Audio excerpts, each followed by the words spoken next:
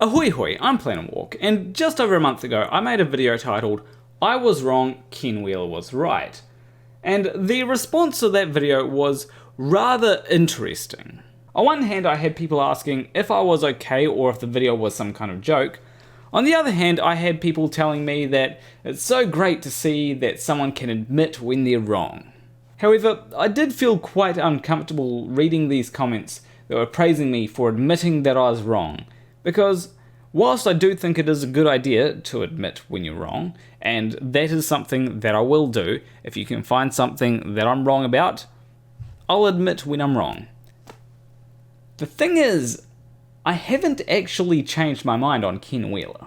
The reason being is because I wanted to see if any Ken Wheeler fans could pick up on the fact that certain things that I was saying in that video didn't really mean anything. They were just words that were thrown into a script. So what do I mean? Well, certain parts of that script were generated by Badach, an AI that will take an input and try to sort of replicate the input. The bot does not know what any of these words mean or how they're supposed to relate to one another. It just goes, okay, this word feels like it should go after this word. That's all. Badach is how Harry Potter and the portrait of what looked to be a large pile of ash came about, which is a hilarious thing to read, by the way. I feel like if Ken Wheeler was actually saying anything meaningful, then people who properly understand what Ken Wheeler says should be able to discern something that aligns with what Ken Wheeler would say from something that's just generated by a bot. But in this video, I want to start with 3 more questions. These questions should be very easy for anyone to understand. And don't worry, these questions are not AI generated, not like the last ones. These are genuine questions that I have about Ken Wheeler. Question number 1. Ken Wheeler defines counter space as the ether. So here we've got counter space and the ether both meaning the exact same thing.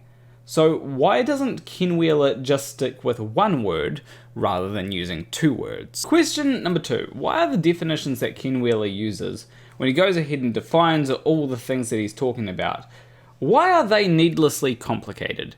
A definition should allow you to look at something and go, oh, that's what it means. I understand what this means now.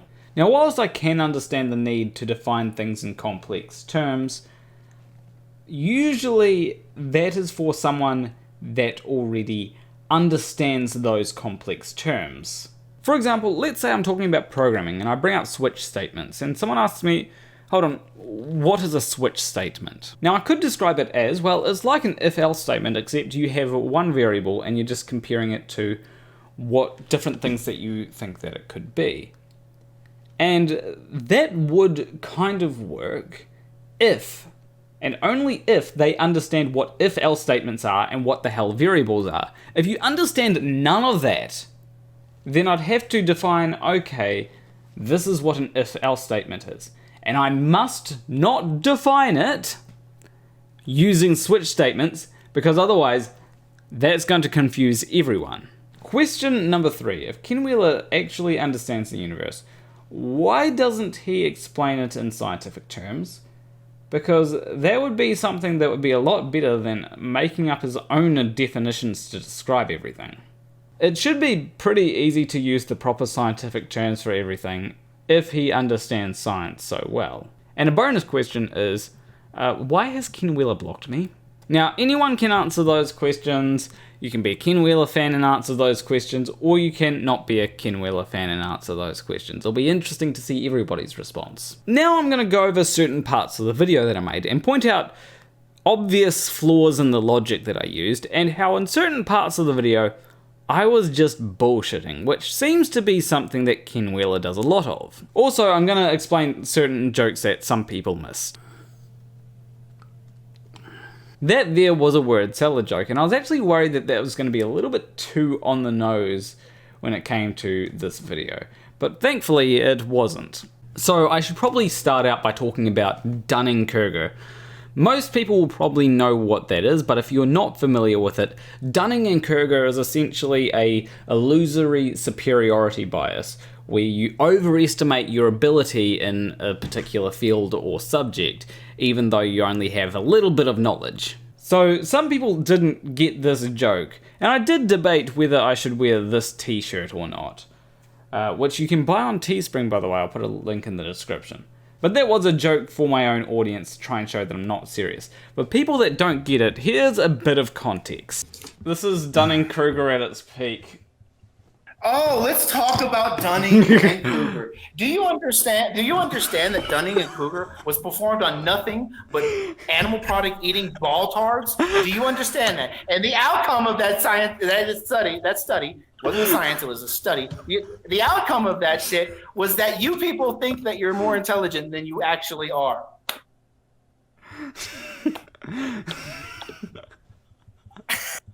Keep laughing. It's so funny you laugh. Do you get it? Baldy Locks, do you understand what happened just now? You're not laughing. You're not laughing. You understand that Dunning-Kruger means you people, don't you? I suppose, yeah, maybe. You're laughing. Much better understanding of illusory superiority biases than you. Oh, really? Oh, really? Did they say that anybody was a flat earther or a vegan in that study?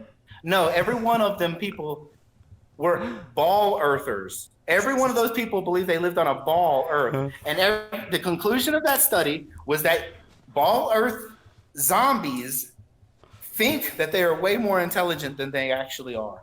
That is what Dunning-Kruger is. It doesn't apply to any flat earthers. No flat earthers were involved. Do you think that globe deniers are immune to Dunning-Kruger then? Absolutely not. Absolutely. Then we can still apply Dunning-Kruger to you guys. Exactly, but it wasn't, so you can't. Wait, what? Wait, what? What do you mean? It wasn't applied. All we know is that ball earthers from the Dunning-Kruger. So do you think that Dunning-Kruger only applies to ball earthers? The only thing that doesn't matter. The only thing that Dunning-Kruger has told us through the study is that you people think that you're smarter than you are. Wait, do you think that Dunning-Kruger only applies to ball earthers? Yes, it does. Until there's another one done that includes 50-50 blend. So yes, that is the origin of Dunning-Kruger. I don't know how someone managed to get Dunning-Kruger so badly wrong. It's amazing.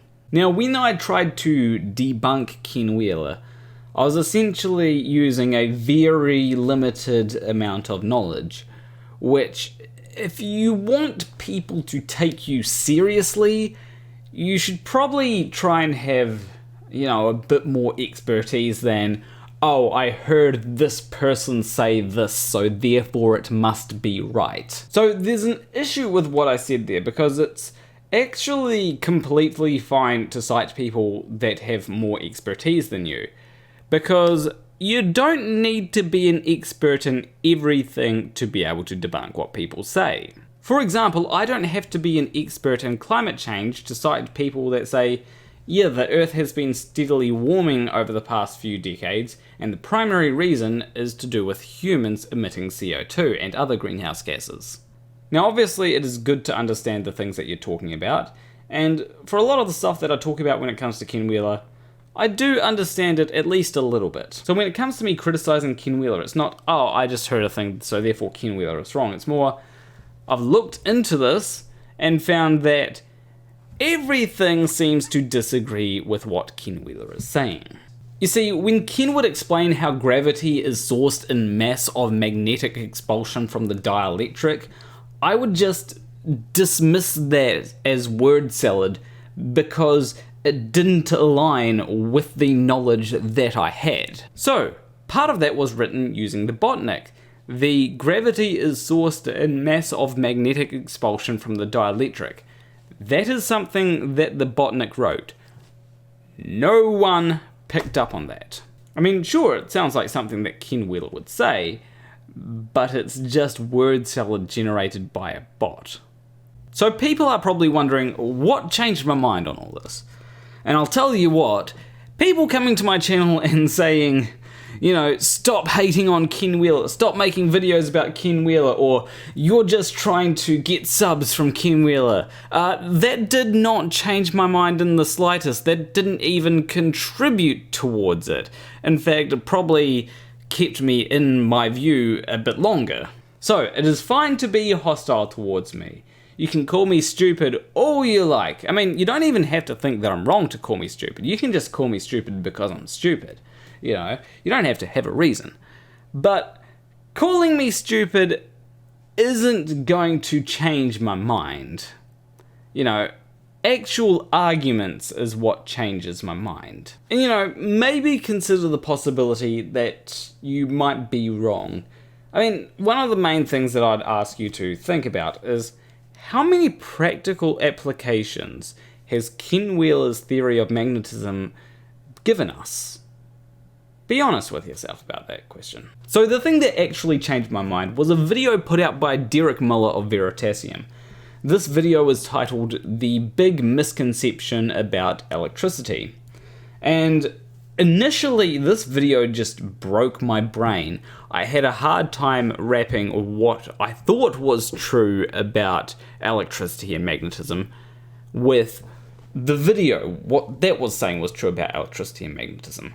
However, when I sort of framed it through a lens of using things like counter space and the ether, that actually surprisingly made more sense to me, especially with the video. So that video was very confusing for me, mostly because I was thinking, okay, if that video is true, then how does a CPU work?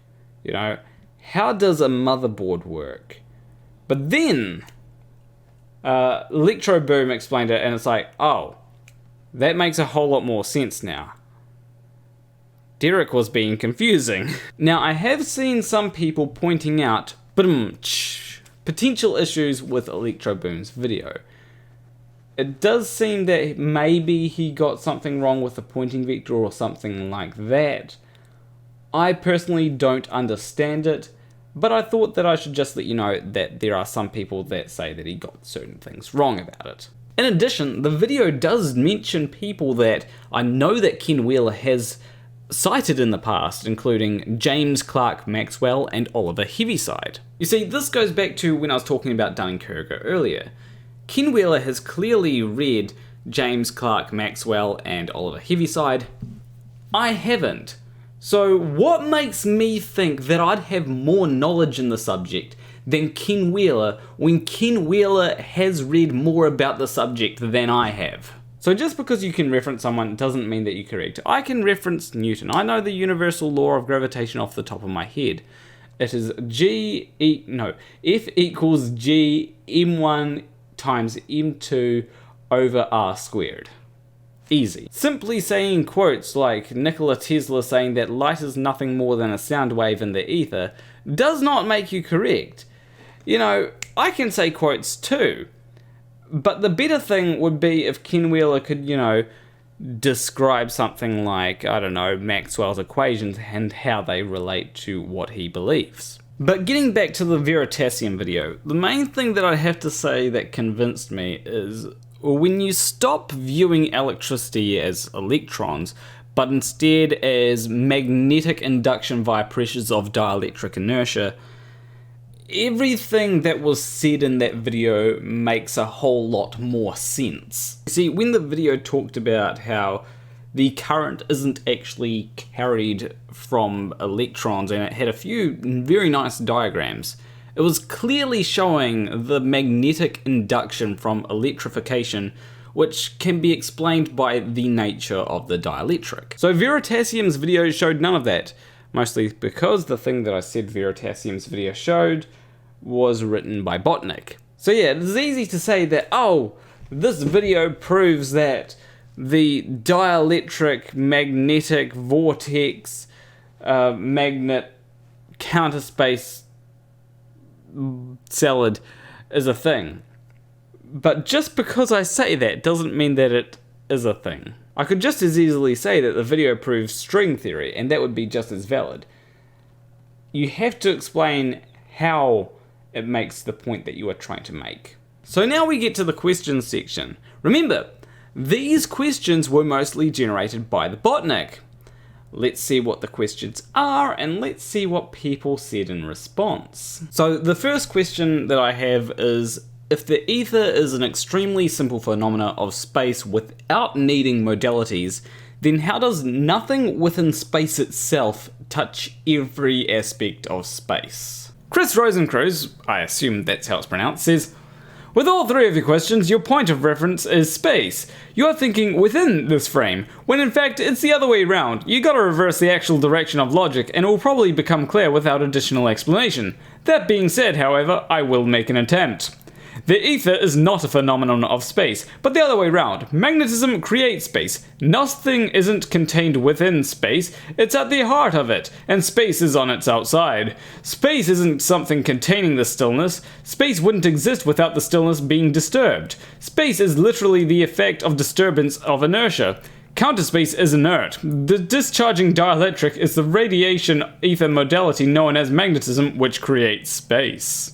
Another commenter said, think of magnetism as a force creating a bubble in a liquid like water. The ether is the liquid, and the bubble is created by magnetism. Imagine you throw a grenade in a pond of water. While it explodes, it will push all the water out of its way and create an empty space.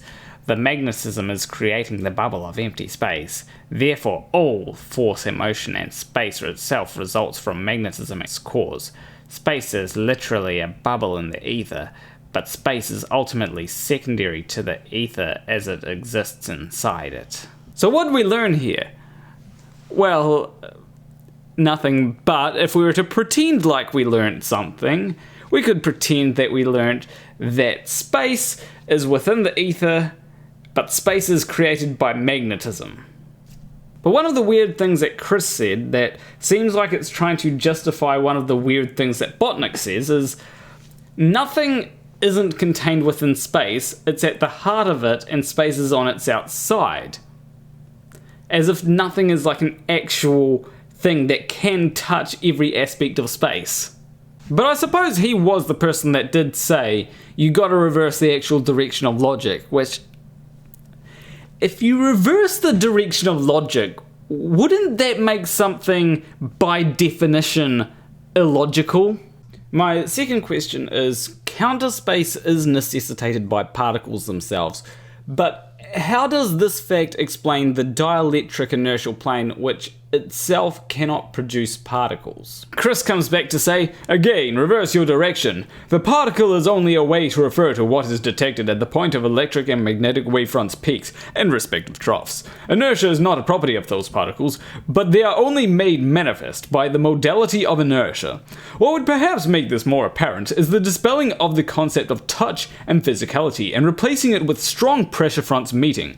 For instance, when you touch a hard surface, what you're feeling is akin to when trying to make two magnetics of the same pole meet, albeit in a more pronounced manner. And the commenter from earlier says, oh dear God, this is a lot of... Okay, let's do this. There are two fundamental modalities in the universe, magnetism and dielectricity. Magnetism creates space as I've described it above. It is the ether undergoing movement, loss of inertia. The second is dielectricity, which is the torsion of the ether. Think of dielectricity as twisting a towel lightly. Mass results from this, as with sufficient twisting the ether condenses and mass results. When Ken talks of counterspace, he means the movement away from space and towards the dielectric modality. This is gravity, acceleration. Force, motion creates a bubble. Acceleration destroys the bubble. Think of when you evacuate a vacuum chamber. The surrounding air rushes into the vacuum. It's called counterspace as it literally destroys space/magnetism. When two magnets attract, they are destroying the space between them, or in other words, voiding magnetism. He uses the magnet as a teaching aid as it contains both of these modalities simultaneously. In the middle of the magnet's face, we have the movement away from space and towards counterspace. This is the dielectric part of the magnet. At the edge of the magnet, we have the opposite movement, loss of inertia. This is magnetism. And the planet matter is not aligned, and the magnetic fields are aligned together. And it is like a magnifying glass, allowing us to see what is happening on a macro scale, what is normally only visible on a micro scale. The inertial plane is the ether, which is not undergoing either a dielectric or magnetic modality. It is the neutral zone between the two modalities. Because it is a neutral zone, it is forced to the central point, as the central point is where the neutral zone develops naturally due to pressure mediation. And Vlog City here just decided to answer question 2. Question 2. It is generally accepted the law of conservation of charged particles. Counterspace ether is the particles by themselves. The dielectric inertial plane is a gradient that allows particles to do work on physical objects. It does not have to create particles. They cycle back to counterspace, which coincides with the law of conservation of charges. We cannot feel forces without a gradient. Gradients are why everything happens. So I'm going to give Vlog City some props there, because he actually tried to answer the question in a fairly concise way, and I don't have to pass through a whole load of bullshit just to find the answer. So, good job. The unfortunate bit for everyone that answered that, though, is that that question was written by Badach, and it seems that everyone agrees that counterspace is necessitated by particles themselves. But the last question is, the magnetic vortex architecture within space that imminently increases motion seems contradictory to the nature of magnetic divergence of magnetic induction. How do you reconcile these? How are these two things reconciled? You're thinking of the magnetic vortex as being inside space, when it's actually the thing that creates space, C1. Hope this helps, because I thought it was rubbish too until I flipped my logic. And the other commenter comes back with a much less lengthier comment, thank God, saying, space is simply a synonym for magnetism, so there is no magnetic vortex within space. The magnetism comes first, and then space is created. Basically, a bubble is created in the ether due to magnetism equaling space. So both comments seem to imply that the only issue in that statement created by Badach was that it said that the magnetic vortex was in space. There's no issue with the fact that there's a whole lot of words that a bot just thought, oh, these are words that look like they might go together if Ken Wheeler said them. No, the only issue is that the magnetic vortex is just not in space. So looking back on it, I should have asked some slightly different questions. I should have said, what does Ken mean when he says yada yada yada yada? But that's too late now. Everyone knows that those questions are going to be generated by Badach, and that it's not actually going to be something that Ken Wheeler says, instead just going to be a random bunch of words. But the fun thing here is that the people answering those questions did seem to accept certain premises that were just generated by a bot. But that is very telling to me, as it tells me that there are a few rules, such as magnetism creates space in Ken Wheeler's framework, but the rest of it is just, yeah, throw words together, and as long as it doesn't violate the basic rules, it's fine. And that seems to me to be why no Ken Wheeler fan picked up on the fact that during that video there were just words that were thrown together by a Badach that don't actually mean anything. But do you know who did realise that? Well, that's what we're going to end this video with. People that realised that what was being said was just a bunch of bullshit. So, enjoy. Is it April 1st in New Zealand? April Fool's Day is in April, not December. Is it New Zealand's April Fool's Day? If I'd known the subject of this video before watching, I'd have bought some ham and salad cream to go with that word salad. That is some delicious looking salad. Word salad. I see what you did there. Well played, sir. Well played. This video had me in tears. I fear the satire nature has slipped past far too many. Well played keeping a straight face through that. I see you got a lot of bites in the comments from people who have had their irony removed. Ken loves talking bollocks. He loves using big words to talk bollocks. It's his thing. I'll have to test Ken's hypothesis. Does anyone know suppliers of hydrocoptic Maslevans or polygrammeters? All your questions have a very simple answer. You see, nothing in the space or counterspace necessitates the incommensurable particle modality in the first place, due to the convergent nature of the dielectric permittivity. Because the magnetic vortexes, not vortices, are by definition point-sourced, their metaphysical nature is purely electric.